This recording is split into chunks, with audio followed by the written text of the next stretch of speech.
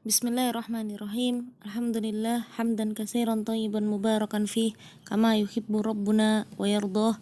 Wassalatu wassalam ala Rasulillah wa ala alihi wa ashabihi wa man tabi'ahum bi ihsanin ila yaumiddin wa ba'd. Kita akan melanjutkan masih dalam pembahasan ahkam taklifiyah. Sekarang kita masuk ke bagian yang keempat, yaitu al-makruh. Al-makruh lughatan al-mubghadu, sesuatu yang dibenci. Jadi makruh ini isim maf'ul dari kata kariha. Nah, kariha maknanya adalah abghadha. Ya, jadi al-makruh isim maf'ulnya, maka maknanya sama seperti isim maf'ul dari abghadha, yaitu al-mubghadu, ya, sesuatu yang dibenci. Ya, sebagaimana disebutkan dalam surat At-Taubah ayat 46, ini tentang orang yang tidak ingin ikut dalam jihad, dalam peperangan. Allah Ta'ala berfirman, walakin karihallahum bisa'ahum fasabbatahum. Akan tetapi Allah membenci keberangkatan mereka, maka Allah pun melemahkan hati mereka. Nah, kariha ay abghadha. Jadi makna kariha di ayat ini adalah abghadha, membenci. Kemudian disebutkan wastilahan ma naha anhu syari'u la ala wajhil ilzami bitark. Ya, makruh adalah segala sesuatu yang dilarang oleh pemilik syariat tidak dalam keharusan untuk ditinggalkan. Kal akhdi bisyimali wal i'ta'i biha. Contohnya adalah mengambil dan memberikan sesuatu dengan menggunakan tangan kiri. Dalilnya adalah sebuah hadis dari Abu Hurairah radhiyallahu an, bahwasanya Nabi SAW bersabda, liyakul ahadukum biyaminih wal yashrab biyaminih wal ya'khud biyaminih wal yu'ti biyaminih. Fa inna syaitana ya'kulu bishimali wa yashrabu bishimali wa yu'ti bishimali wa ya'khudhu bishimali. Rawahu Ibnu Majah wa sahahahu Al-Albani rahimallahu taala. Jadi diriwayatkan oleh Abu Hurairah radhiyallahu an, Nabi SAW bersabda, hendaknya salah seorang di antara kalian makan, minum, ya, mengambil sesuatu dan memberikan sesuatu dengan menggunakan tangan kanan, karena sesungguhnya syaitan itu dia makan, minum, mengambil sesuatu dan memberikan sesuatu dengan tangan kirinya. Hadis riwayat Ibnu Majah yang disahihkan oleh Syekh Al-Albani.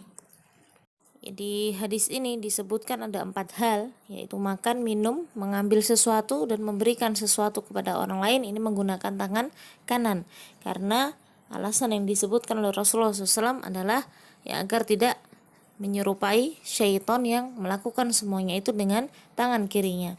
Tetapi yang ditarik kesimpulan oleh Syekh Ibnu Utsaimin rahimahullahu ta'ala dalam kitab ini, bahwa hukum mengambil sesuatu atau memberikan sesuatu kepada orang lain menggunakan tangan kiri hukumnya adalah makruh, dan berbeda dengan makan dan minum menggunakan tangan kiri. Walaupun terjadi silang pendapat di kalangan para ulama, tetapi yang diambil, yang disahihkan, yang dirojihkan oleh Syekh Ibnu Utsaimin rahimahullah ta'ala, beliau berpendapat bahwa untuk makan dan minum menggunakan tangan kiri ini hukumnya haram, karena terdapat sebuah hadis yang menunjukkan larangan tegas tentang hal ini, diriwayatkan oleh Imam Muslim.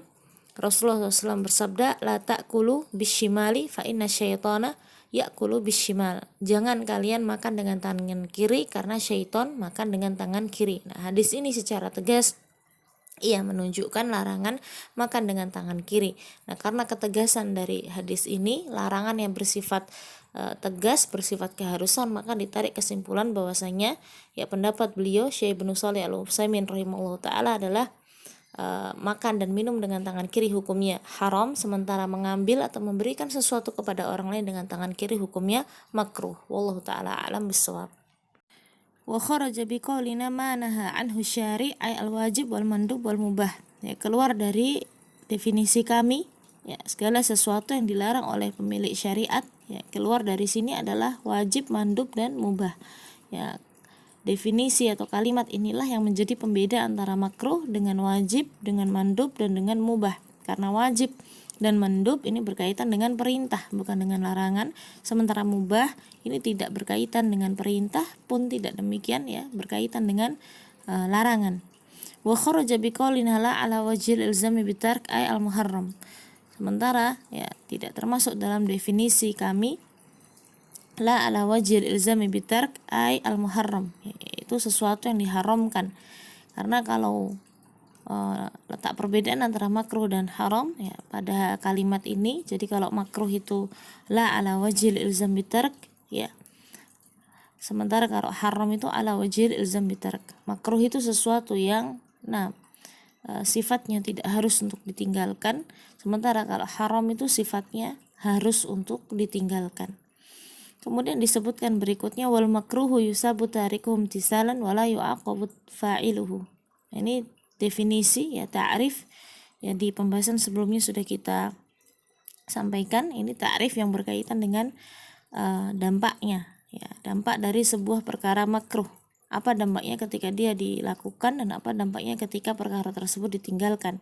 Disebutkan oleh Syekh bahwa orang yang meninggalkan perkara makruh dalam rangka imtisal, maka dia mendapatkan pahala. Imtisal artinya dia niat ya, ikhlas lillah, dan dia meninggalkannya dalam rangka mentaati Allah Ta'ala ya. Dia meninggalkan dalam rangka meninggalkan sesuatu yang Allah larang, meninggalkan sesuatu yang Allah benci, dan dia ikhlaskan hal itu lillah, maka dia mendapatkan pahala.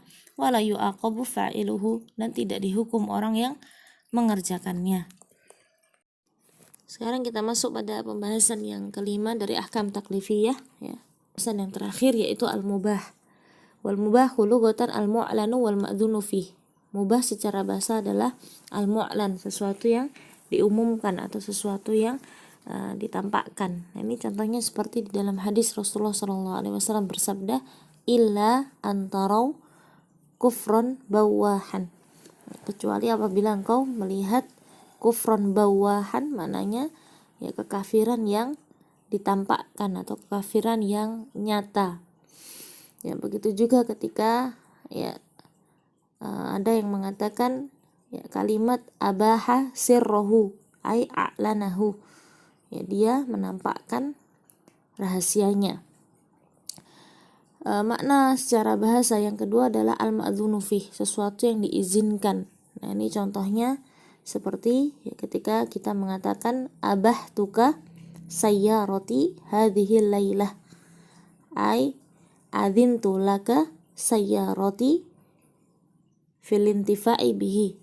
Ya, aku mengizinkan engkau memanfaatkan mobilku ya pada malam ini. Jadi al-ma'dzunu fi, sesuatu yang diizinkan. Wastilahan, makna secara istilah ma la yata'allaqu bihi amrun wala nahyun lidzatih. Ya, sesuatu yang tidak berkaitan dengan perintah dan tidak berkaitan dengan larangan secara zatnya ya, secara zatnya. Contohnya adalah kal akli fi Ramadan lailan, seperti makan di malam bulan Ramadan ya, hukumnya boleh. Begitu juga di dalam firman Allah Ta'ala, uhilla lakum lailatas siyami rafasu ila nisaikum, ya, dihalalkan bagi kalian untuk berhubungan dengan istri-istri kalian pada malam bulan Ramadan, di surat Al-Baqarah ayat 187. Ini hukumnya juga boleh.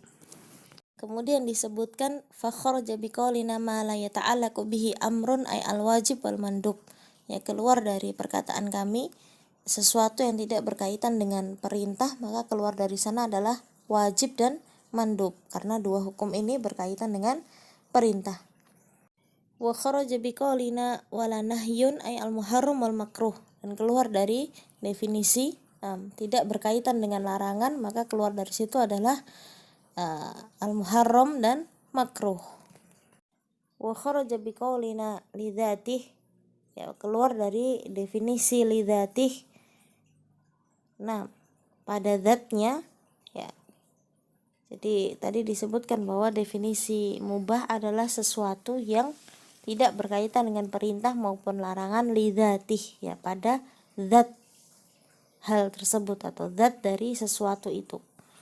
Ya, maka keluar dari sini adalah ma lau ta'allaqa bihi amrun likaunihi wasilatan li ma'murin bihi, sesuatu yang berkaitan dengan perintah karena dia menjadi wasilah atau perantara bagi hal yang diperintahkan.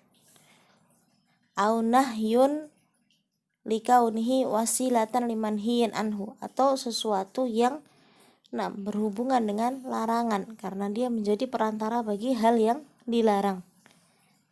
Fa inna lahu hukmun makana wasilatan lahu min ma'murin aw manhiyin.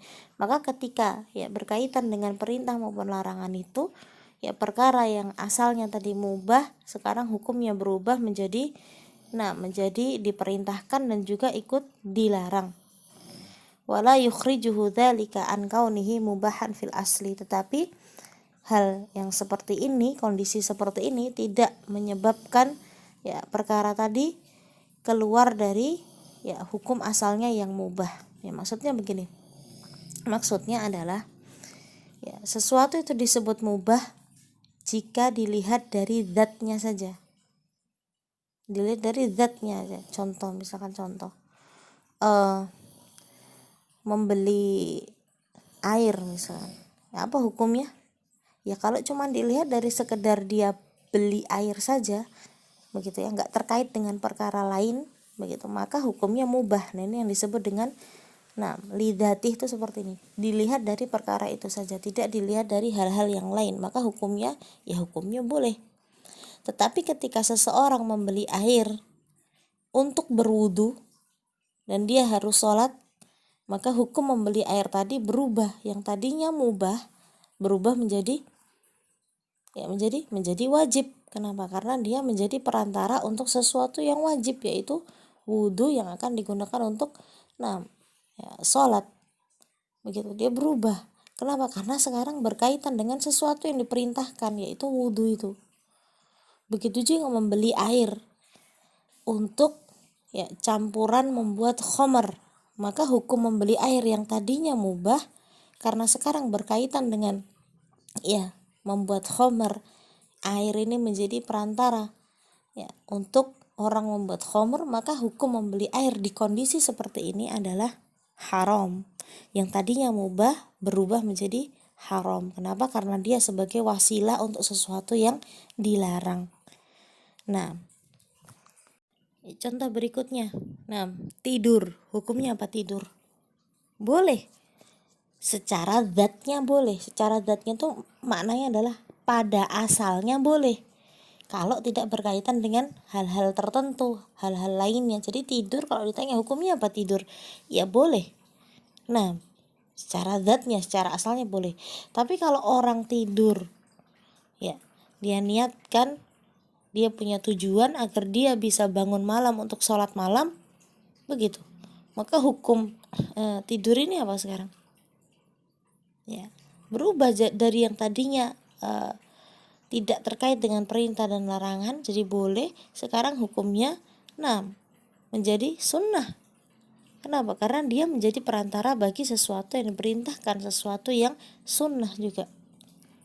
Begitu juga sebaliknya.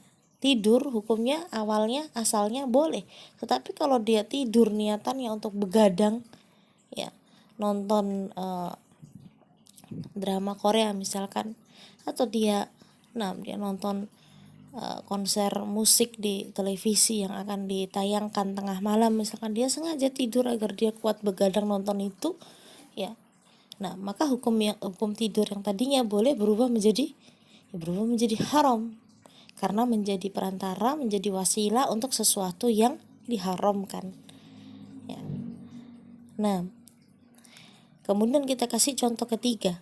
Contoh ketiga yang agak sedikit lebih perlu pembahasan detail. Sekarang contoh yang ketiga. Hukum menyewakan rumah apa? Boleh. Boleh, itu rumah-rumah dia sendiri, itu milik dia, dia sewakan boleh. Secara asal boleh. Sekarang misalkan gini, ada orang datang, dia katakan saya berminat untuk menyewa rumah ini, begitu, untuk saya tempati dengan keluarga saya. Padahal si penyewa orang yang punya rumah ini dia tahu bahwa yang tadi datang untuk ingin menyewa rumahnya itu seorang perokok berat, ya, perokok berat, begitu. Apa hukum menyewakan rumah dalam kondisi seperti itu? Apa hukumnya? Boleh, boleh. Ya. Kenapa? Karena dia sewakan rumah tidak semata-mata untuk merokok, enggak. Tapi dia sewakan rumah untuk tempat tinggal orang itu dengan keluarganya. Perkara itu dipakai dia untuk merokok, bisa jadi dipakai merokok, bisa juga tidak, kan gitu. Jadi hukumnya tetap boleh. Tapi beda perkara dengan, ya, contoh kedua, masih berkaitan dengan menyewakan rumah. Dia sewakan rumah, lalu ada orang yang berminat datang, dia katakan, saya mau sewa rumah ini, atau saya mau sewa kamar ini, ya, untuk merokok, karena saya nggak bisa merokok di tempat umum sekarang. Ya, misalkan di daerah itu dilarang untuk merokok di tempat umum, ya saya butuh tempat, ya, khusus untuk merokok. Kalau tujuannya dia sewa rumah, dia sewa kamar khusus untuk dia merokok, maka menyewakan rumah dalam kondisi dan keadaan seperti itu hukumnya haram, karena jelas, ya, rumah yang akan disewakan menjadi tempat, menjadi wasilah untuk perkara yang haram. Nah, kalau sudah berubah hukum, nah dia keluar dari hukum asalnya yang mubah, maka itu tidak dianggap sebagai lidzatihi lagi, bukan lidzatihi lagi. Itu sebabnya perkara-perkara mubah ini, ya, definisinya harus lengkap. Sesuatu yang tidak berkaitan dengan perintah, tidak berkaitan dengan larangan, lidzatih, ya, untuk zat perkara itu, atau pada asal dari perkara itu. Adapun kalau dia sudah keluar dari, ya, ke definisi lidzatih, ya, dia sudah berkaitan dengan hal-hal yang lain, ya, bisa saja ini, ya, berubah, tidak lagi mubah hukumnya. Nah, kemudian disebutkan wal mubahu madama ala wasfil ibahati fa innahu la yatarattabu alaihi thawabun wala iqabun. Ya, perkara yang mubah sepanjang dia masih memiliki sifat ibahah, ya, jadi, nah, dilihat dari zatnya, ya, masih tetap sifat mubahnya, maka dia tidak berkaitan dengan pahala, juga tidak berkaitan dengan, nah, hukuman. Ya, kalau dilihat dari, ya, sifatnya dia masih tetap pada kebolehannya, karena tadi sudah kita paparkan, ya, ada kalanya di keadaan tertentu yang tadinya boleh nih berubah hukumnya, ya, menjadi diperintahkan, menjadi wajib, menjadi sunnah, menjadi makruh, menjadi haram, ya, bisa berubah menjadi 4 hukum yang lainnya, ya, tergantung dengan keadaan. Tapi sepanjang dia masih memiliki sifat mubah, ibahah, maka, ya, tidak berkaitan dengan pahala, tidak berkaitan dengan hukuman.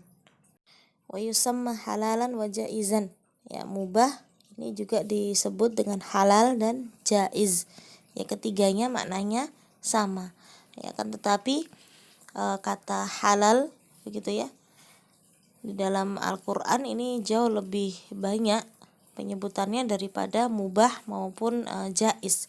Seperti tadi di firman Allah Ta'ala, uhilla lakum lailatas siyami rafasu ila nisaikum, ya, uhilla, dihalalkan. Kemudian di ayat yang lain, wa ahallallahu al-bai'a wa harrama riba, dan Allah menghalalkan jual beli dan mengharamkan riba. Begitu juga di ayat yang lain, ya ayyuhalladzina amanu la tuharrimu thayyibati ma halallahu lakum, wahai orang-orang yang beriman, janganlah kalian mengharamkan, nah, perkara-perkara baik yang Allah telah halalkan untuk kalian. Dan masih banyak ayat lagi yang menyebutkan lafaz ini. Taib.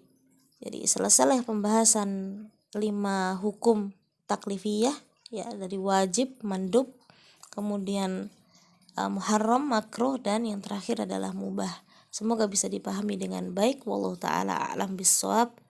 Wassallallahu ala nabiyyina Muhammadin wa ala alihi wa ashabihi ajma'in. Falhamdulillahi rabbil alamin.